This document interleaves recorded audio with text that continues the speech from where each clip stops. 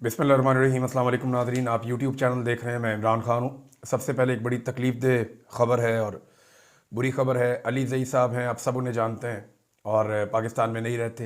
पाकिस्तान के social media की एक तवाना आवाज़ है और पाकिस्तान के लिए वो बहुत जज्बाती भी हैं। और जब भी कभी नाइंसाफ़ी होती है, जुल्म होता है, जबर और फस्तायत होती है, तो उसके ख़िलाफ़ वो बड़े ज़ोरदार तरीके से बोलते हैं और बड़े सख्त अल्फाज में बात करते हैं। किसी किस्म की लचक उनके अंदर नहीं है। उनके साथ बहुत पहले भी इस तरह के हालात पेश आते रहे। उन्होंने खुद भी बताया कि मेरे घर के ऊपर छापे पड़ते हैं पाकिस्तान में, मेरे ख़ानदान वालों को हरासा किया जाता है पाकिस्तान में, लेकिन इसके बावजूद वो अपना काम करते रहे। अभी जो इतला आई है ये इंतहाई अफसोसनाक है। अली ज़ई के भाई अवैस खान अली ज़ई, उन्हें शहीद कर दिया गया है। नामालूम अफराद ने उनके ऊपर गोलियां चलाई, उन्हें शहीद कर दिया। इस हवाले से अभी कोई इतला तो नहीं है कि ये कौन लोग हैं, लेकिन उनके फैमिली के जो ज़राए हैं उन्होंने कंफर्म किया कि हमारे ख़ानदान की किसी से कोई दुश्मनी नहीं है और ऐसी कोई वजह नहीं कि हमें कोई ये गोलियां मारे। तो ये एक दुख की घड़ी है अली ज़ई साहब के लिए, उनके ख़ानदान के लिए। हम सब की हमदर्दियाँ उनके साथ हैं। इन्ना लिल्लाहि व इन्ना इलैहि राजिऊन। अल्लाह ताला उन्हें सब्र अता फरमाए। ये एक बहुत बड़ा दुख है, बहुत बड़ी तकलीफ़ है। जवान भाई है, उसकी तस्वीर आप देखें, बहुत खूबसूरत नौजवान है, लेकिन वो शहीद हो गया। अब ये कौन लोग हैं इसके पीछे, इस पे एफआईआर भी होगी, इंक्वायरी भी होगी और अपने तौर पे भी सब लोग पता करने की कोशिश करेंगे। और जो भी कातिल हैं उन्हें सज़ा मिलनी चाहिए, उन्हें जेल में जाना चाहिए, उन्हें सज़ाए मौत मिलनी चाहिए। और ऐसे कत्लों से किसी का मौक़िफ़ नहीं बदल सकता या कोई शख्स अपना तरीक़ाकार नहीं बदल सकता। अभी कंफर्म नहीं किया जा सकता कि इसका लिंक बराह रास्त जो अली ज़ई के काम के साथ जोड़ा जाए या ना जोड़ा जाए, लेकिन लोग इस बारे में यूं ही शुबा कर रहे हैं। तो नाज़रीन आगे बढ़ते हैं जो रूटीन की खबरें उनकी तरफ। अमरीकी नायब सदर ने जो स्टेटमेंट दिया ना पाकिस्तान को, उसके ऊपर फौरी तौर पर रद्दअमल देना चाहिए और पाकिस्तान को इस स्टेटमेंट का जवाब देना चाहिए और इसकी मजम्मत करनी चाहिए, आवाज़ उठानी चाहिए। पाकिस्तान के वज़ीर दिफा का काम ये नहीं है कि वो तजज़िया करें, उनका काम ये नहीं है कि वो ख़बरें सुनाएं टीवी में बैठ के कि जनाब अमरीकी नायब सदर ने ये कहा तो इसका ये मतलब है। भाई उनका जो भी मतलब है वो पूरी दुनिया को पता है।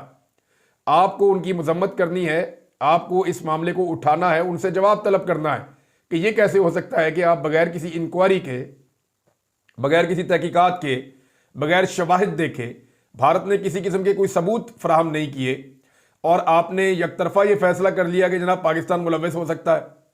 यानी उनके स्टेटमेंट से जो समझ आई है वो ये है कि वो कह रहे हैं जी भारत तो बदला लेगा, तो भारत से सिर्फ इतनी गुजारिश है कि जब बदला ले तो ज़रा इस तरह का बदला ले और ऐसी कार्रवाई करे पाकिस्तान में जिससे कोई बड़ी जंग ना छिड़ जाए। और दूसरी तरफ पाकिस्तान को उन्होंने कहा जी आपने ताउन करना है और आपने तहम्मुल का मुजाहरा करना है ताकि दहशतगर्द काबू आए।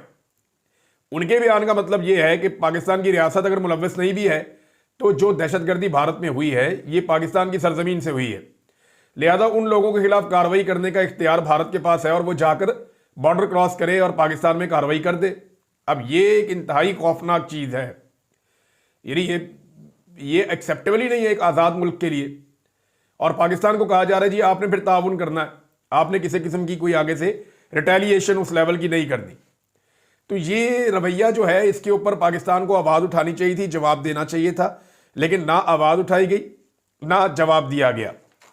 नाजरीन फैसलवाडा के बाद एक और शख्सियत मैदान में आई है। एक के बाद एक का मुकाबला चला हुआ है कि किसी तरह भी करके जो है वो आसमान पे चढ़ाओ पाकिस्तान की मिलिट्री एस्टेब्लिशमेंट को।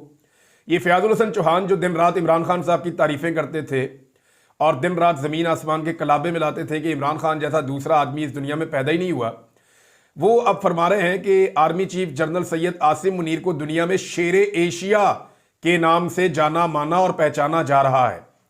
वो मुल्क के अंदर और बाहर दुश्मनों को डील करना जानते हैं। मामला यह कि शेरे एशिया तो मैंने नाम ही पहली दफा सुना है। दुनिया में अगर जाना माना और पहचाना जा रहा है तो हम तो न्यूज़ का बिजनेस करते हैं, हम तो इस बिजनेस के अंदर है, यानी हम तो इसके अंदर शामिल हैं, हमें तो पता है। मीडिया को पहले पता चलना चाहिए था कि शेरे एशिया नाम का कोई बंदा जो है वो पाकिस्तान समेत दुनिया भर में जो है मकबूल हुआ है। ऐसी तो कोई चीज़ है नहीं। तो ये एक से एक बढ़ के जूते उठाने की कोशिश कर रहे हैं और बिला वजह एक सरकारी मुलाजिम, ये सरकारी होता है ना आर्मी चीफ का, इन्होंने रिटायर हो जाना है तो अगला आएगा उससे क्या बनाएंगे।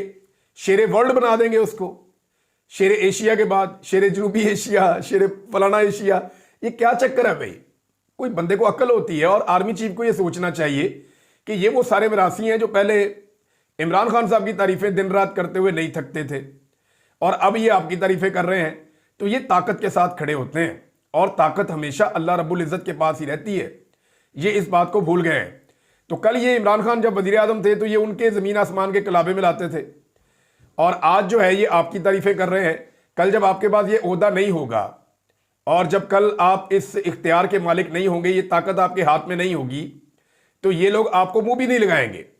जैसे ये आजकल इमरान खान के साथ कर रहे हैं, इससे ज्यादा बदतरीन ये आपके साथ करेंगे। तो ये इस किस्म के कभी फैसलवाडा आ जाते हैं, कभी ये आ जाते हैं। पाकिस्तान में एक अजीब बूट पॉलिश का मुकाबला चल रहा है, और सारे रल के अपने अपने तौर पे जो है वहां पे बूट पॉलिश कर रहे हैं। साफी भी इसमें इन्वॉल्व हैं, इसके अंदर जो है वो कुछ तजियाकार भी इन्वॉल्व हैं, इंटेलेक्चुअल्स हैं, वो भी बेचारे फारग हैं, कुछ शायर टाइप के लोग हैं, वो भी इसके अंदर शामिल हो गए हैं। तो टाउटों का एक लंडा बाजार लगा हुआ है पाकिस्तान में, और धड़ा धड़ जो आता है आके जनाब गेम चुकना शुरू कर देता है।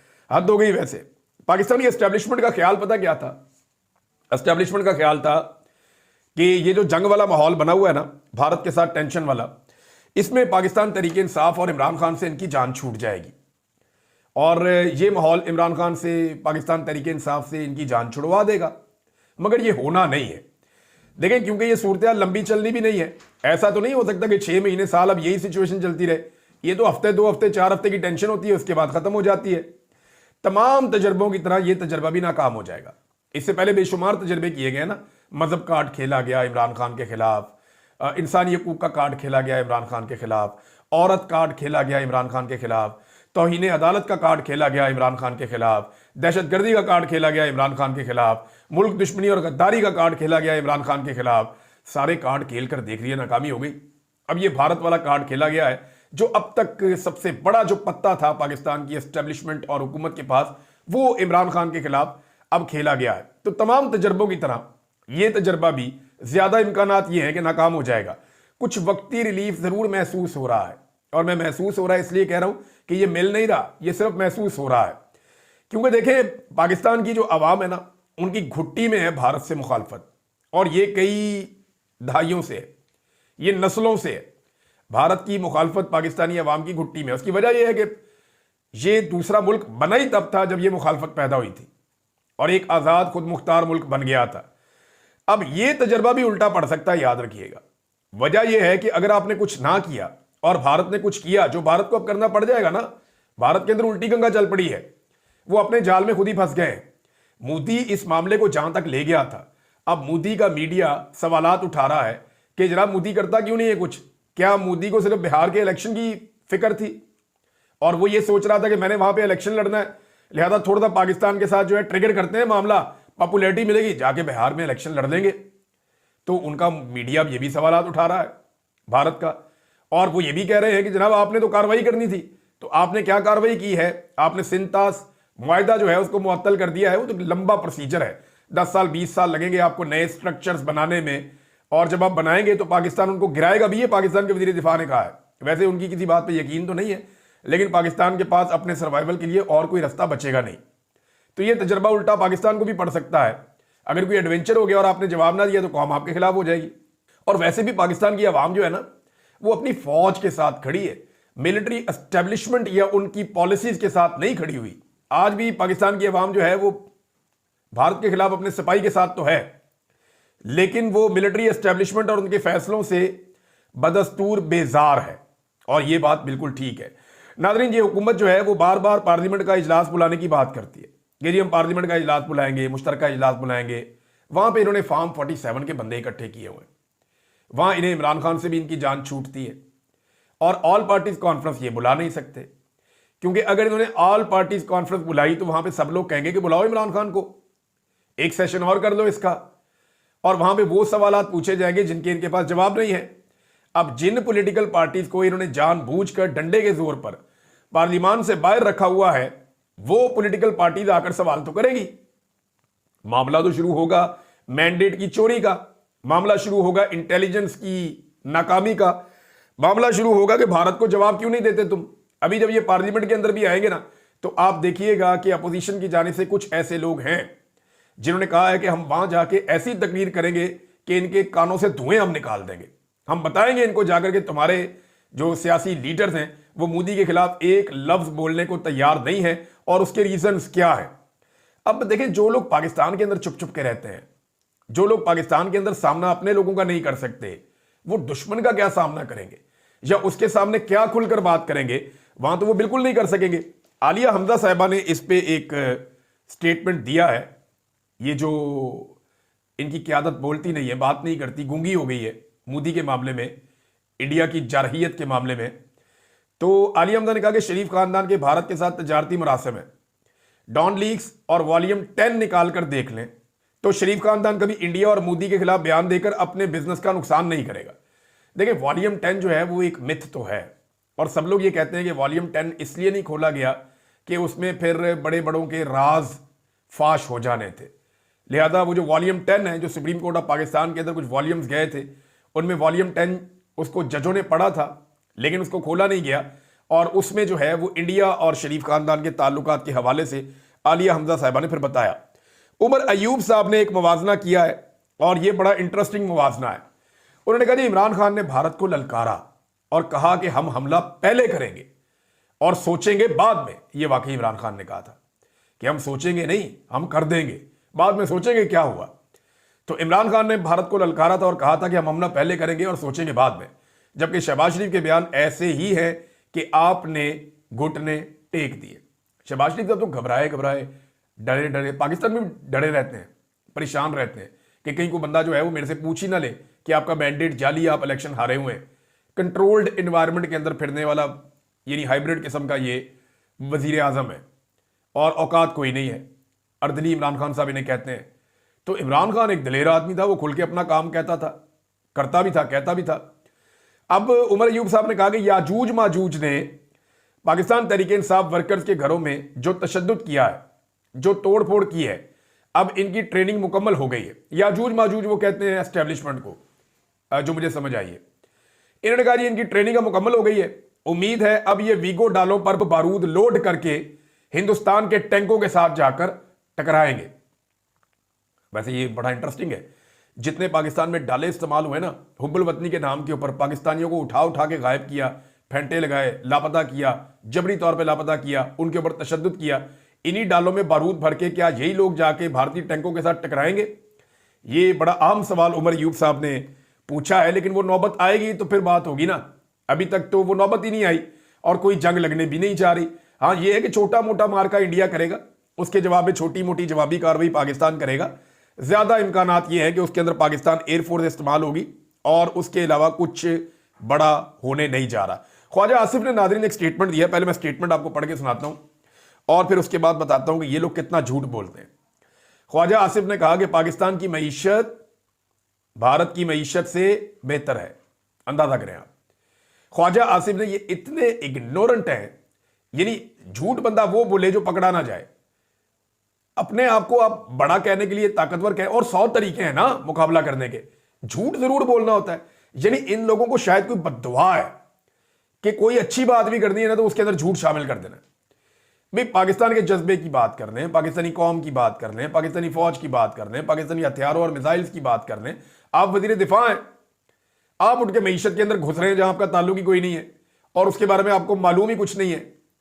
भाई इतना मैथमेटिक्स तो सबको आता है कि किसकी मईशत बेहतर है। मैं आपके सामने चंद चीजें रखता हूं चैलेंज करके, आप इन्हें जाके चेक करवा लें। और पाकिस्तान की मईशत जो है क्या भारत से बेहतर है? ये कह रहे हैं पाकिस्तान की मईशत भारत से बेहतर है, वहां अंबानी और इन जैसे कुछ अफराद को माइनस करें तो भारत में शदीद गुर्बत और भूख है। अब जरा आ जाए कि भारत के अंदर सिचुएशन क्या है, ये मैं आपको बता देता हूं। अव्वल तो सबसे जो पहला पैरामीटर होता है वो होता है जीडीपी का, कि वो मुल्क पूरे साल के अंदर क्या पैदा करता है और कितना पैदा करता है और उसकी मालियत क्या है। भारत का जीडीपी 3,890 अरब डॉलर, 3,890 अरब डॉलर, और उससे 10 गुना से भी कम पाकिस्तान का जीडीपी 374 अरब डॉलर। ये है जनाब 10 गुना से ज्यादा का फर्क। फिर आ जाए जी पर कैपिटल इनकम। अब आप ये कहेंगे भारत बड़ा मुल्क है, उसका जीडीपी ज्यादा है, पाकिस्तान छोटा मुल्क है, जीडीपी कम है। जी ऐसा नहीं होता, पाकिस्तान से बहुत सारे छोटे छोटे मुल्क हैं, उनका जीडीपी पाकिस्तान से बहुत ज्यादा है, बहुत ज्यादा है। अब आप आ जाए पर कैपिटल इनकम, इसका मतलब ये होता है कि अगर उनकी आबादी ज्यादा है इसलिए उनका जीडीपी ज्यादा है, तो ऐसा करते हैं उनके जीडीपी को उनकी आबादी के ऊपर तकसीम कर देते हैं और हमारे जीडीपी को हमारी आबादी के ऊपर तकसीम कर देते हैं, तो जवाब आपके सामने आ जाएगा। इसको कहते हैं पर कैपिटा इनकम, कि एक आदमी एवरेज कितना पैसा बनाता है इस मुल्क में रहते हुए। तो नाज़रीन, पर कैपिटा इनकम जो है वो $2880 पर कैपिटा इनकम है इंडिया में, $2880। पाकिस्तान में ये है $1588। तो यहां पे भी जो है 1.7 गुना का फर्क है, 1.7 टाइम्स इंडिया का पर कैपिटा इनकम पाकिस्तान की निस्बत ज्यादा है।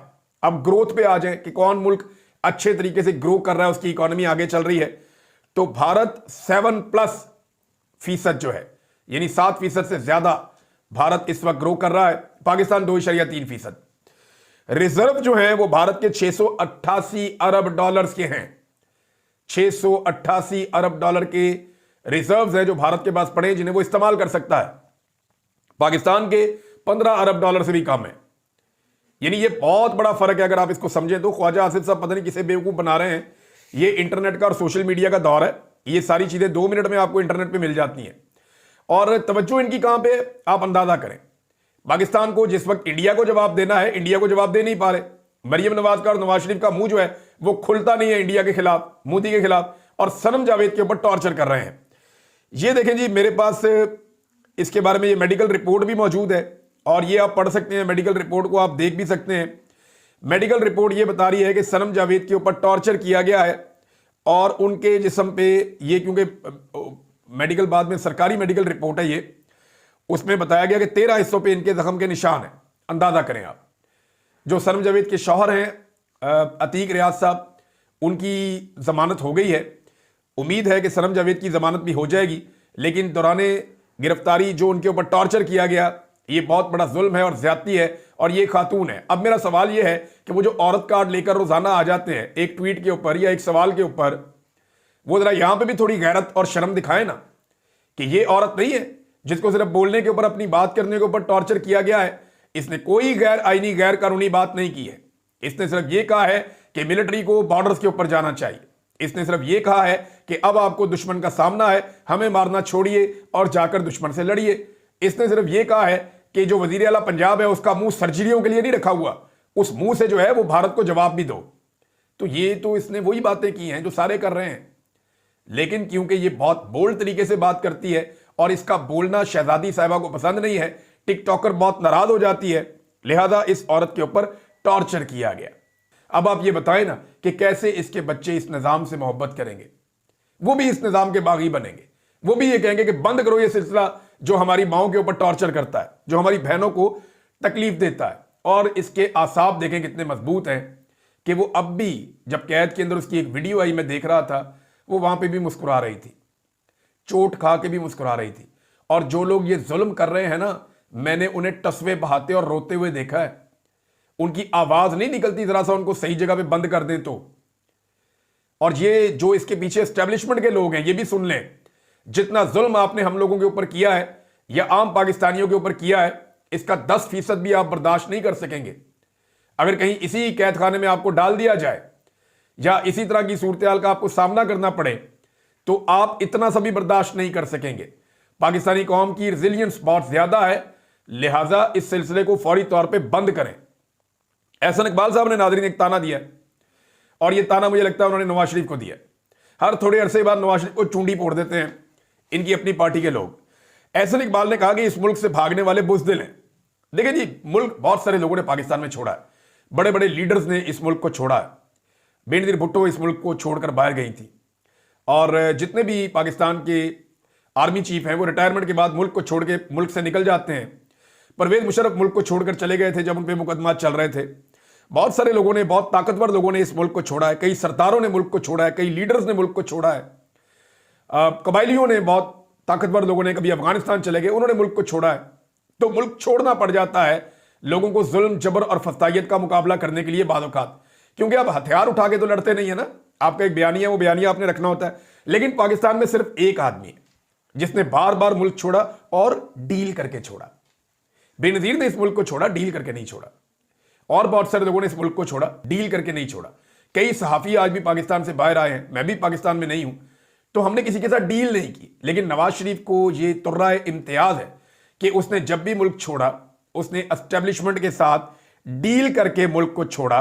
तो फिर अगर मुल्क से भागने वाले बुज़दिल हैं, तो इस मुल्क की तारीख का सबसे बड़ा बुज़दिल बकौल एहसन इकबाल के वो मियां नवाज शरीफ है। उससे बड़ा बुज़दिल और कोई नहीं हो सकता। फिर वही हुआ ना सबसे बड़ा बुज़दिल, जो हर बार डील करके मुल्क को छोड़कर चला गया। आज भी बहुत सारे लोग हैं जिनको मुल्क छोड़ना पड़ेगा, और आइंदा भी ये होता रहेगा जब तक कि पाकिस्तान की एस्टेब्लिशमेंट अपना किबला दुरुस्त नहीं कर देती। नादरीन, मखसूस नशिस्तों का केस आ गया है और आईनी बेंच में ये केस अब लगेगा, ये लगने जा रहा है। देखें, कुछ जब ये फैसला आया था ना जुलाई 2024 में, तो उस वक्त कुछ टाउट्स ने टीवी चैनल्स पे बैठ के ये साफ कह दिया था कि इसके ऊपर अमल दरामद नहीं होगा।